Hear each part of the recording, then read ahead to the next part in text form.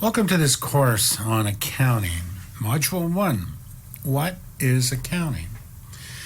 Well, accounting consists of three basic activities. Accounting identifies business activity, records those activities, and communicates these economic events to people who would be interested in what's going on with that company.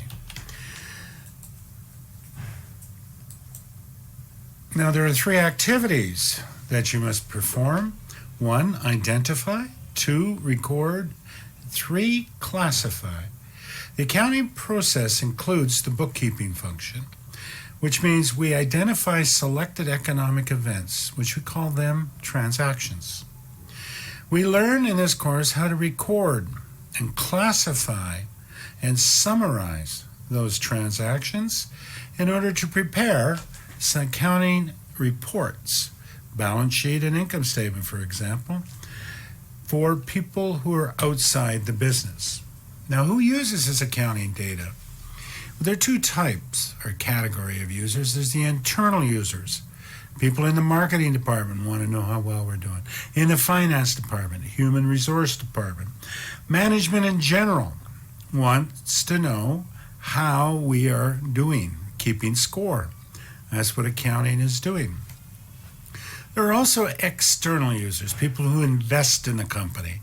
They have bought shares, or people who have lent money to the company. They are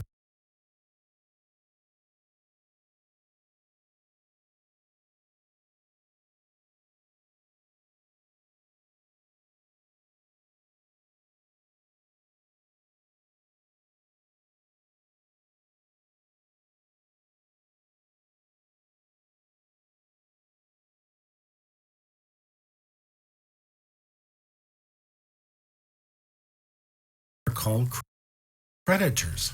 They too are very interested in what is going on inside that company, and they use the accounting data produced by that company. Now, this accounting course is teaching you what the language of business is all about. You must understand the terms that business people use. You probably are aware that business people talk often among themselves using different words that you've not, different from words that you understand. Where does this all come from? It comes from the accounting profession. Why are these words different? Well, because they're not English. They were originally 500 years ago Old Italian. Why? Because the father of accounting was a monk called Lucio Pacioli, and he published the first accounting textbook, and the year was 1494. He was keeping the books for Venetian merchants, and he developed this system. He published this system. He described how you use journals and ledgers. He talked about assets and liabilities and capital, income, and expenses. And he summarized it all in what was called a balance sheet and an income statement. Now, the way he did it 500 years ago, and the terms he used, he wrote it in the Venetian, the language spoken at that time. So these words come from 500 years back, and they form most of the language that business people will talk about. Now I want to talk about what business activities there are. We can identify or categorize, all the different activities a business performs into three separate areas. There are financing activities, investing activities, and most often operating activities. And the accounting information system that you will learn keeps track of the results of each of these activities. Now pay attention to the language here. Financing activities. There are only two ways that you bring money into the company. You either borrow that money or you issue shares of stock for cash to people who purchase those shares. Now, when you borrow, the amount you borrow is called a liability.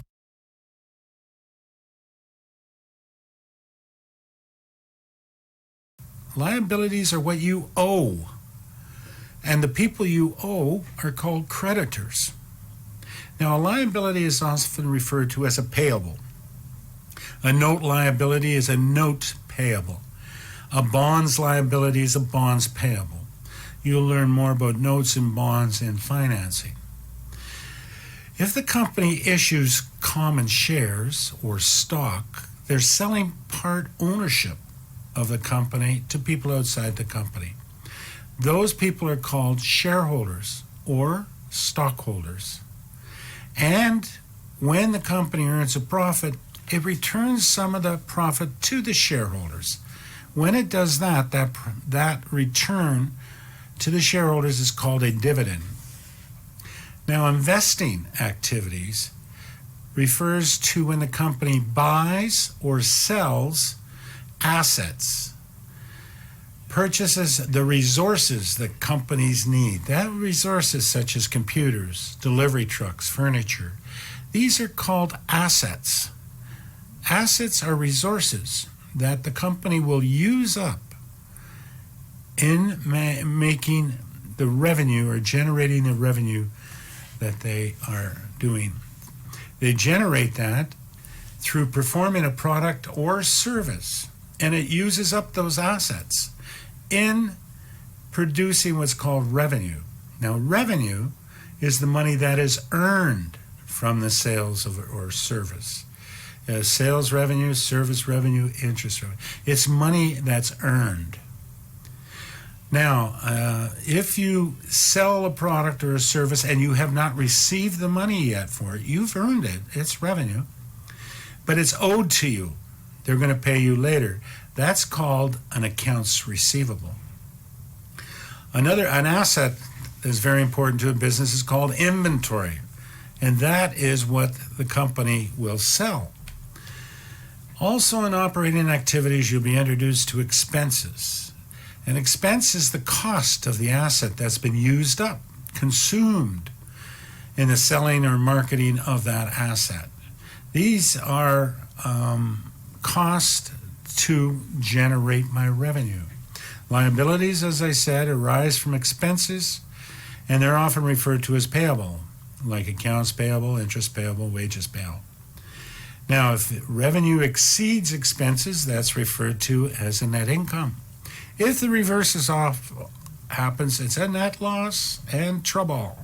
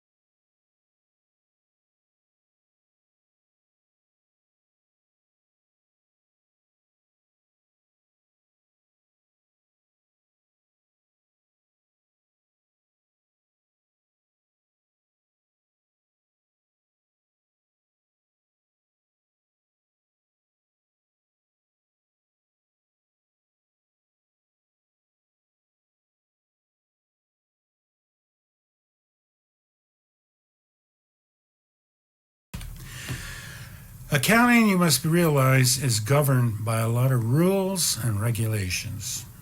We call them standards, accounting standards. And we have two major accounting standard boards. One is the International Accounting Standing Board, and the other is FASB, which is more like the American Financial Accounting Standard Boards. Both of these produce what are called generally accepted accounting principles, and they both agree. It's just some transactions are more international than national, and therefore the International Accounting Standard Boards may have more standards than FASB would. But nevertheless, we are only talking about the basic accounting standards here. But some of them you must become very familiar with. First of all, the measurement principles. We are going to record, we're going to measure what the assets we purchased and all of that at the cost that we paid for them. So when you see an asset on the balance sheet of a financial statement, that's what they paid for it. They could have bought it 50 years ago. It has no relevance to what it's worth today. What it's worth today is called market value. You don't have market value on the balance sheet of any company. You have historical cost, what they paid for that asset.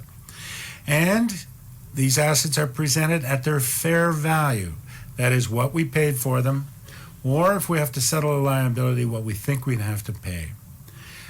These costs have to be presented faithfully, and they are the two primary qualities for accounting information. Relevant, it has to be relevant to you as a decision maker, and they have to be faithfully presented.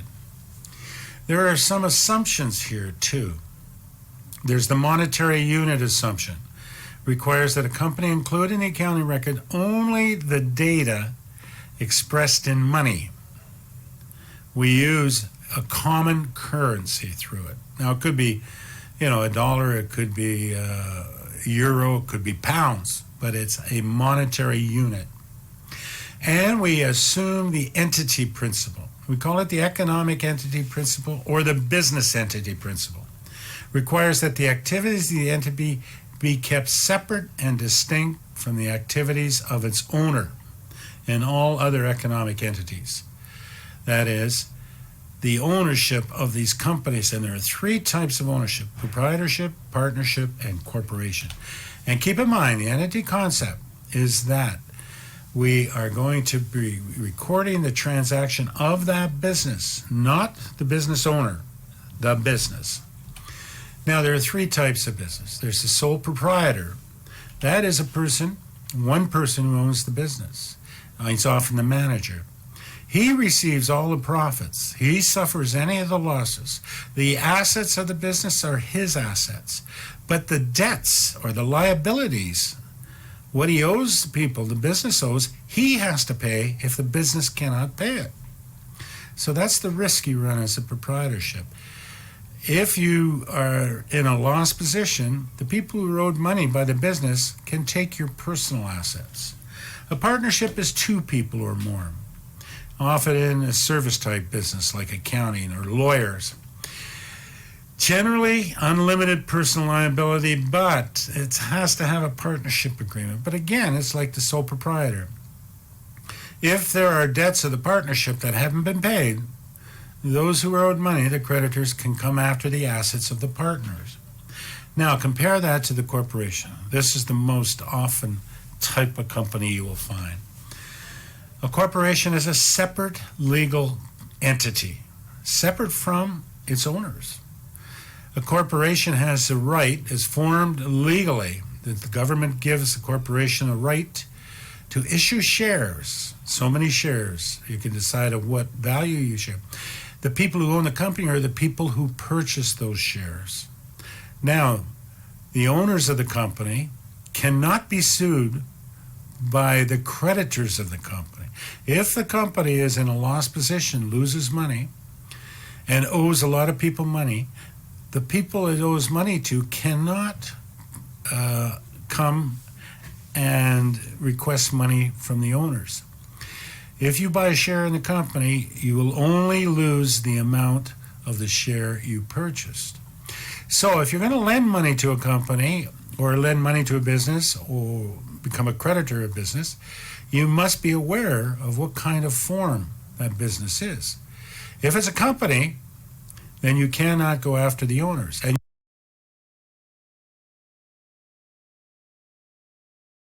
you will know a company because it'll have in the name either LLC for Limited Liability Company, or it might be ABC Corp instead of ABC LLC. It might be ABC Inc., INC. When you see those letters in a company's name, you know that that company is a corporation. Now, lastly, there are three types of companies. You're going to learn to do, first of all, the transactions of a service company. They perform a service, and that's how they earn their revenue. The transactions are a lot simpler than the transactions for a merchandising company. Now, at the end of this course, you'll be learning about a merchandising company. A merchandising company sells merchandise, which they did not produce. They purchased themselves from a manufacturer or another supplier. They brought in goods that are all ready for sale. They did not change those goods. They simply put them on a hanger or put a price tag on them. That's all they did. And the last type of company is a manufacturing. It's the more complex company, and it will be covered in later courses.